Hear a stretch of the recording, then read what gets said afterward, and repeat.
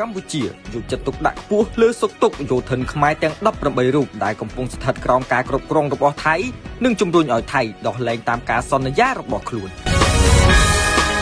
ឯកឧត្តមទេសរដ្ឋមន្ត្រីលីធុចអនុប្រធានទី1អាជ្ញាធរមីនកម្ពុជាបានស្នើសុំឲ្យអង្គការកាកបាទក្រហមអន្តរជាតិ ICRC បន្តតាមដានសុខទុក្ខរបស់វីរៈកងទ័ពកម្ពុជាទាំង18រូបនិងជំរុញឲ្យថៃដោះលែងយោធិនកម្ពុជាទាំងអស់ការលើកឡើងនេះធ្វើឡើងកាលពីថ្ងៃទី1ខែធ្នូឆ្នាំ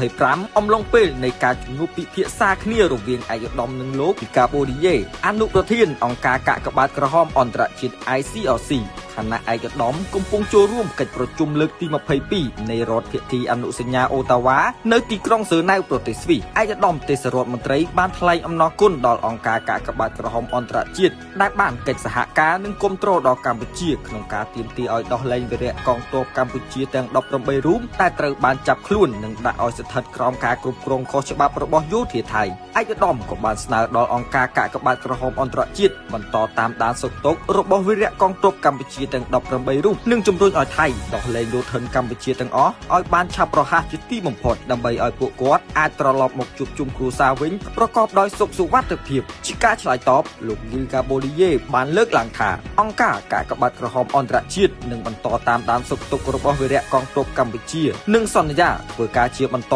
ចំពោះបញ្ហានេះជាមួយគ្រប់ភាគីពាក់ព័ន្ធសូមបញ្ជាក់នៅថ្ងៃទី2ខែធ្នូឆ្នាំ2025នេះជាថ្ងៃទី